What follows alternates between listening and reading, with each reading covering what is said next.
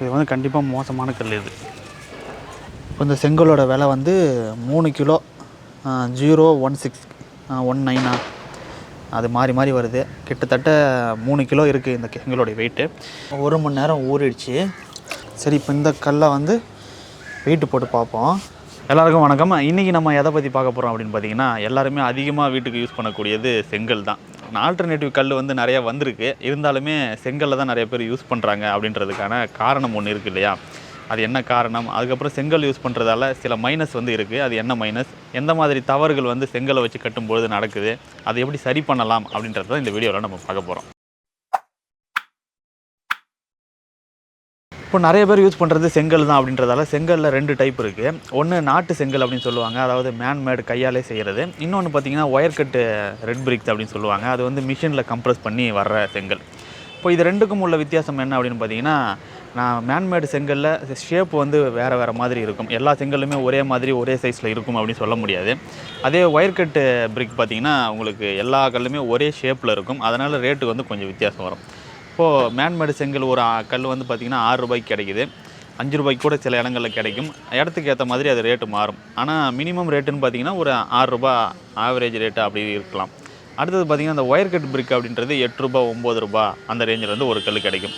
இப்போ இது ரேட்டு வித்தியாசம் வந்து பெருசாக இல்லை, ஒரு 3 ரூபா 2 ரூபா இருக்குது அப்படின்னா தாராளமாக உங்கள் ஏரியாவில் கிடைக்குதுன்னா வாங்கி யூஸ் பண்ணலாம். இதில் ஒயர் கட் பிரிக்கில் வந்து ஒரு ப்ளஸ் இருக்குது. என்ன அப்படின்னு பார்த்திங்கன்னா, அதனுடைய ஷேப் வந்து மிஷின் மேடில் வர்றதால ஷேப் ஈவனாகவே இருக்கும். பூசு வேலை செய்யும்பொழுது ஒரே சமமாக இருக்கிறதால கலவை வந்து கம்மியாக தான் செலவாகும். இதுவே வந்து உங்களுக்கு நாட்டு செங்கல் அப்படின்னு எடுத்துக்கிட்டோம்னா அது வந்து பள்ளமாக சில இடங்களில் இருக்கும், சில இடங்களில் வந்து ஷேப்பே ஒரு மாதிரியாக இருக்கும். அப்போது கலவை வந்து ஈவனாக இது பண்ண முடியாது, அதிகமான கலவை வந்து சில இடங்களில் செலவாகும். இந்த 2 செங்கலில் எந்த செங்கல் வந்து உங்கள் ஏரியாவில் கிடைக்கிது, உங்கள் பட்ஜெட்டில் இருக்குது அப்படின்றத பார்த்து வாங்கலாம். மேன்மேடு செங்கல்னாலே மைனஸ் தான் அப்படின்னு அர்த்தம் கிடையாது. அதுலேயே குவாலிட்டியான செங்கல் கொடுக்குற நிறைய பேர் இருக்கிறாங்க. அந்த குவாலிட்டி எப்படி செக் பண்ணுறது அப்படின்னு பார்க்கலாம். இப்போ ஃபஸ்ட்டு பார்த்திங்கன்னா செங்கலுடைய கலரை வச்சே நம்ம ஓரளவுக்கு குவாலிட்டியை கெஸ் பண்ண முடியும். செங்கல்னாலே கரெக்டாக ஓரளவுக்கு ரெட் கலர் நல்லா இருந்ததுன்னா அது வந்து ஓரளவுக்கு நல்லா வெந்திருக்கு அப்படின்னு அர்த்தம். இப்போது சில கல்லுலாம் பார்த்திங்கன்னா லைட்டாக ஒரு செம்மண் கலரில் தான் இருக்குமே, அதெல்லாம் வந்து பார்த்திங்கன்னா சரியாக வேகாதது. அப்புறம் 2 கலர்லாம் வந்து டிஃப்ரெண்ட் தெரியும்.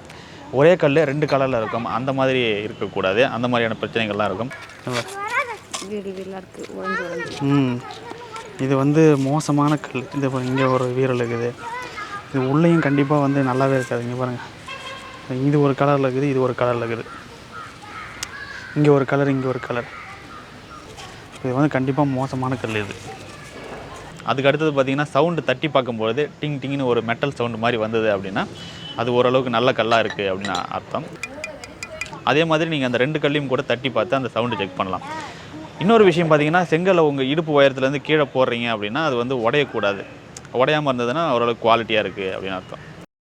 அடுத்தது பார்த்திங்கன்னா தண்ணியில் வந்து அந்த செங்கலை போட்டு ஊற வைக்கிறது. ஊற வச்சு நம்ம அதை செக் பண்ணும்போது, அதனுடைய வெயிட்டை செக் பண்ணும்பொழுது இருக்கிற வெயிட்டை விட 20% தான் ஏறி இருக்கணும். அதாவது ஏற்கனவே நார்மலாக ஒரு செங்கல் நம்ம வெயிட் போடும்போது எவ்வளோ இருக்கோ அதிலேருந்து 20% தான் தண்ணியில் ஊறினதுக்கப்புறம் ஏறி இருக்கணும். இப்போ இந்த செங்கல் வந்து எத்தனை கிலோ இருக்குது அப்படின்னு நம்ம பார்ப்போம்.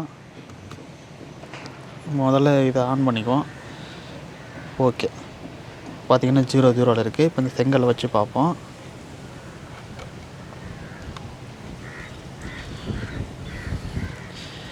இப்போ இந்த செங்கலோட விலை வந்து 3 கிலோ 01619 அது மாறி வருது. கிட்டத்தட்ட 3 கிலோ இருக்குது இந்த செங்கலோடைய வெயிட்டு.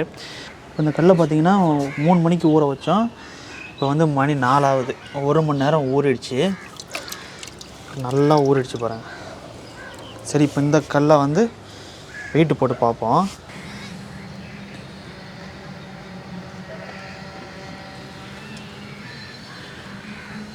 இப்போ பார்த்தீங்கன்னா 3.277, அதாவது 277, 3.277 கிராம் இருக்குது.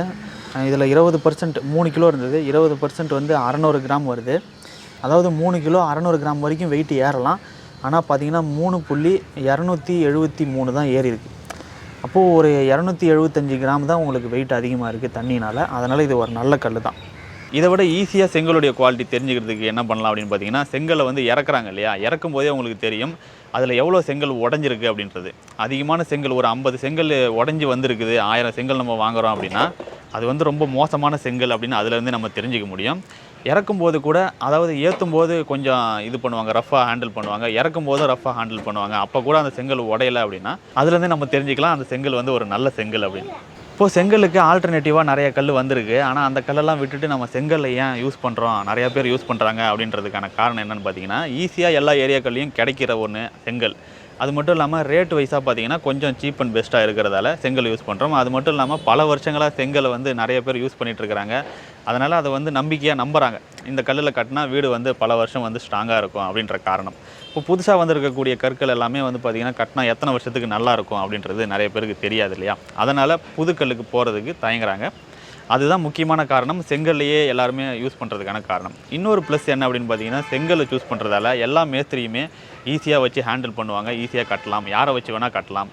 அதனால் இன்ஜினியர்கிட்ட போகாமல் நம்ம மேஸ்திரி கொத்தனாரை மட்டுமே வச்சு ஒரு வீடை கட்டிட முடியும் அப்படின்ற காரணத்தால் செலவு கம்மியாகுது.